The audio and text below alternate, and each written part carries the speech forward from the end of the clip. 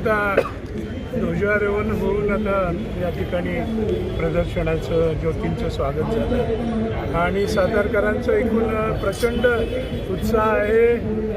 स्वागताध्यक्ष शिवेंद्रराजे भोसले हे स्वतः जातीनं पाहतायत, विनोद आहे आणि आम्हापेक्षाही महाराष्ट्राच्या कानाकोपऱ्यातून अगदी नागपूर हैदराबादपासून जी मंडळी आलेली आहे त्यांच्या मुखावर जो उत्साह आहे तो पाहून आम्हाला अधिक काम करण्याचं बळ येते, स्फूर्ती येते।